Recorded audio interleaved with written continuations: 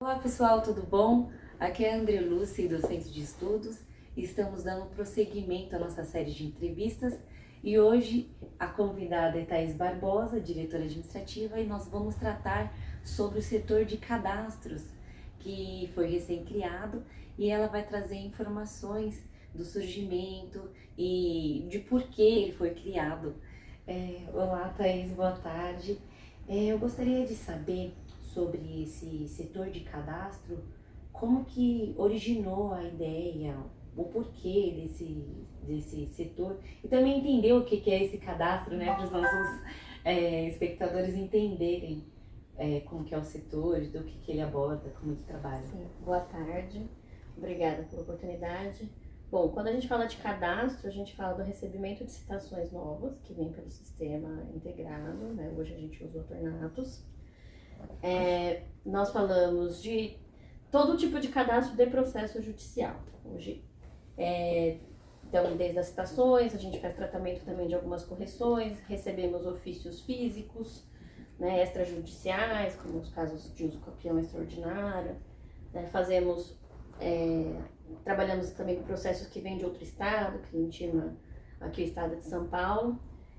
A principal é o recebimento de citações, né, que é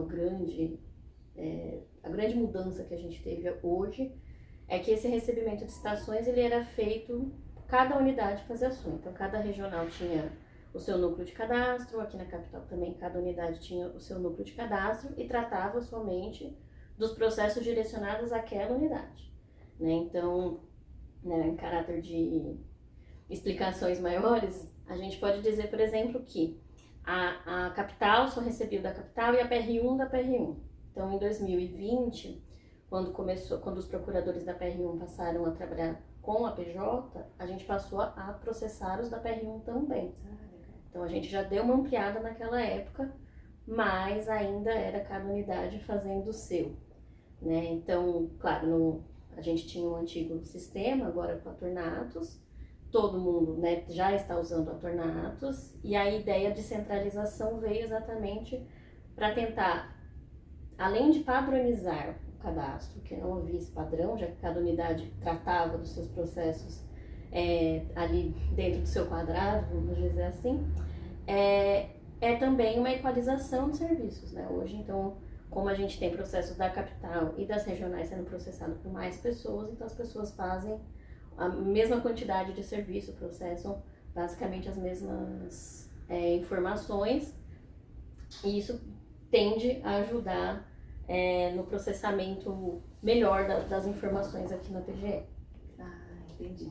E a ideia, como é que surgiu, assim, quem trouxe essa ideia inicial de juntar esses cadastros, de organizar esse trabalho num setor? É uma ideia que corre há muito tempo, assim, eu acho que, eu tenho o nome, né, da doutora Priscila Menário, porque ela era já de um núcleo descentralizado, né, porque ela atuava na SPPrev, que já atuava com os cadastros vindos de todas as unidades, então ela sentia a falta de padronização. Então ela foi a primeira a apresentar um projeto. Quando em 2020 eu assumi o cadastro lá na Procuradoria Judicial, eu também senti essa necessidade, mais por uma questão mesmo de padronização de um dado. Sim. Porque a gente recebia processos de outras unidades e também, né, mandava processos de outras unidades, então a gente sentia essa falta de uma padronização, até de um alinhamento de fluxos administrativos também. Dentro dos núcleos de cadastro, cada um tinha o seu modo de trabalho. E só foi possível essa centralização quando, vindo a Tornatos, né, que já possibilitou uma série de melhorias na questão da gestão dessas informações, né, que tinham algumas dificuldades no sistema antigo. Então, no Atornatos a gente já conseguiu, e também foi um impulsionamento um pouco também de que vários núcleos passaram a ser centralizados. Então, né, a gente tem da estrutura, a gente já tem núcleos, então, a fiscal já está mais adiantada, né, o pessoal da fiscal já trabalha com essas pessoas, né, em lugares diferentes, mas atuando em processos de todo o estado, são os processos digitais. E agora o contencioso também está caminhando nisso. Então começou a surgir essa necessidade de padronizar.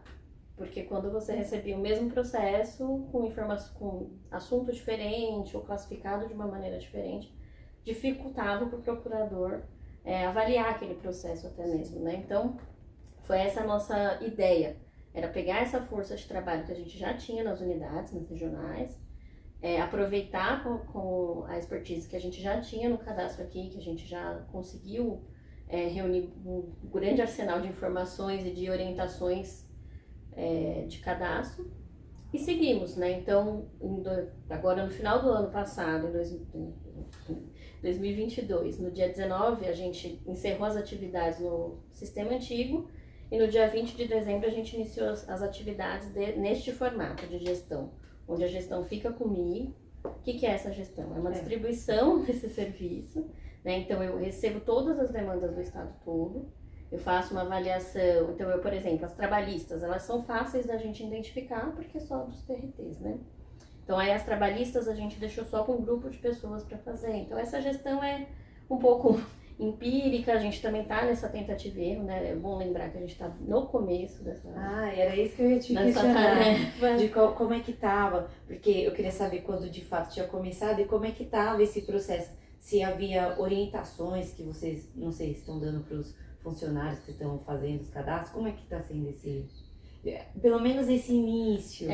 Claro, né? Eu sempre brinco que toda centralização, toda mudança, principalmente quando a gente fala de uma grande mudança, com grandes impactos, ela vai gerar esse pequeno caos que a gente está vivendo, mas que para mim é meio que natural, tratando-se de tanta gente diferente trabalhando junto. Então, o que a gente fez? No dia 19, nós fizemos uma reunião online com todas as pessoas que foram indicadas, né? Cada chefe de unidade indicou 1 ou 2 ou até 3 pessoas para trabalhar na central de cadastro. Então, nós fizemos uma reunião, apresentamos o formato de divisão de trabalho, apresentamos melhor, né, o sistema, já que ainda havia muita gente que só estava mexendo no sistema antigo, que ainda não tinha de fato atuado na complementação cadastral no Atornatos. O Atornatos, ele tem uma diferença do sistema antigo, no sentido que o Atornatos você precisa classificar assunto. Sim. E antes você podia deixar o assunto a definir, que era aquele assunto que ia ser definido pelo procurador. Então essa foi uma grande mudança que para as pessoas, né, foi mais difícil. Então, como a gente trabalha hoje? A gente tem reuniões periódicas online, onde as pessoas tiram dúvidas, onde a gente dá treinamento. A gente produziu já alguns materiais de orientação.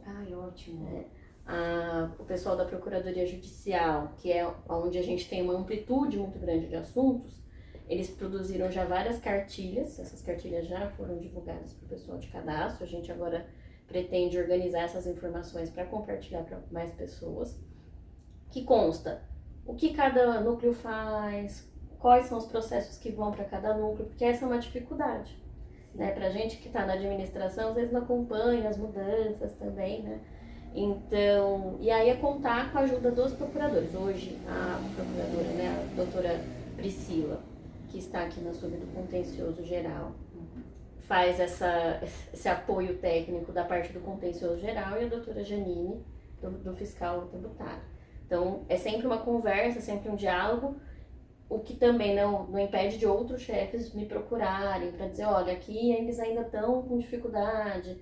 A gente tem que pensar que as pessoas têm que ler a petição, sim, identificar a matéria, né, que é o que a gente chama de matéria, se ele é fiscal tributário, se ele é uma matéria de inventário, se é um ambiental, se é residual. Então já tem essa primeira identificação, depois identificar o assunto e conseguir entender para qual chefia vai. Então não é uma tarefa simples, ela é uma tarefa que exige treino. Então a gente está nesse processo de treinamento, né, contando com a colaboração de muitos procuradores que vêm e falam, olha, eu vou fazer de um jeito para ficar mais fácil da pessoa entender, né? Porque os procuradores, eles vão sentindo essa dificuldade quando o processo chega errado na mesa deles. Né? Eu tento, né, assim, que isso não aconteça, mas como a gente está trabalhando com uma gama muito grande de pessoas e com uma demanda diária de processamento de cerca de 900 processos por dia, então é uma coisa que vai gerar realmente ainda essas dificuldades, mas a gente está atuando. A gente tem um grupo no WhatsApp onde participa a doutora Priscila e alguns procuradores da Procuradoria Judicial, né, que é onde tem mais dúvidas. A Valquíria, que já tem uma expertise maior, né, que é uma servidora da Procuradoria Fiscal, que tem uma grande expertise na área fiscal, também faz uma atuação ali de apoio de dúvidas. E a gente vai construindo. Então vocês estão construindo todo esse arcabouço de informações, mas vocês pensam talvez no futuro de criar alguma coisa para realmente ensinar e passar esse conhecimento para esses funcionários? É uma coisa que vocês têm em mente isso? Tem sido uma construção muito coletiva. Assim, o próprio grupo de cadastro, que hoje funciona no WhatsApp, ele já tem esse perfil de um ajudar o outro. Então acaba sendo uma construção coletiva. Uma das coisas que a gente conseguiu que foi assim, já foi sentido, foi verificar processos novos.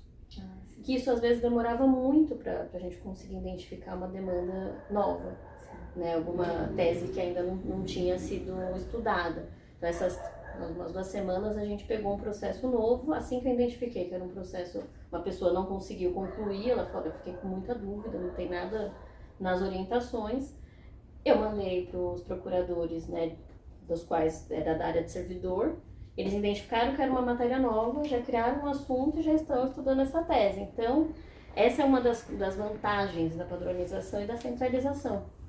Porque quando você não tem um assunto lá identificado, muito provavelmente é algo novo. Nossa, muito interessante. Fiquei muito feliz com essa iniciativa.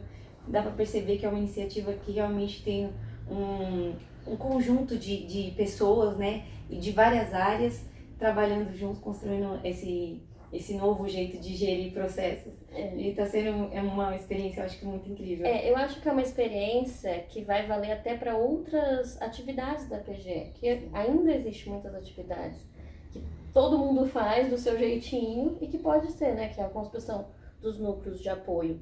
A gente entende que isso é uma forma de equalizar o serviço, de melhorar o serviço. E aproveitar a mão de obra dos servidores também. Você às vezes tem um servidor muito bom, né?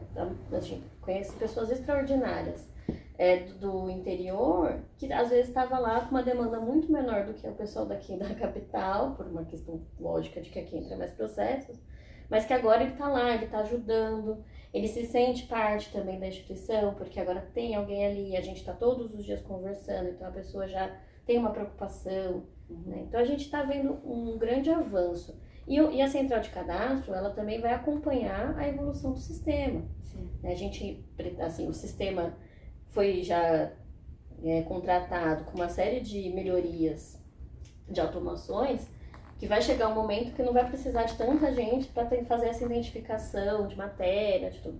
Mas a gente vai precisar olhar o passado.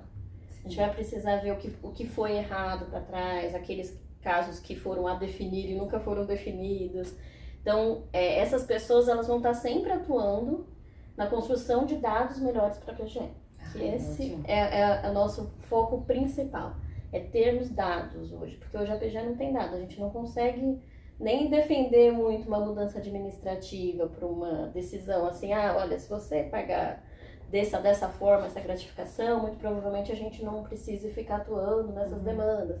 Hoje a gente não sabe quanto é isso para o Estado, porque a gente não tem um dado único, padronizado.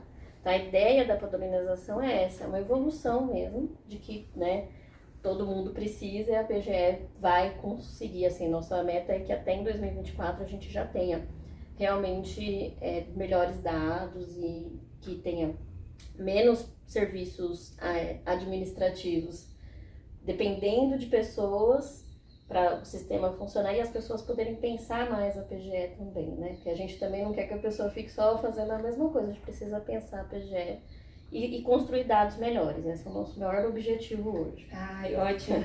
Fiquei muito feliz com essa entrevista, muito feliz com esse projeto. Tenho certeza que dará muito certo. E é isso, pessoal, ficamos por aqui. Obrigada.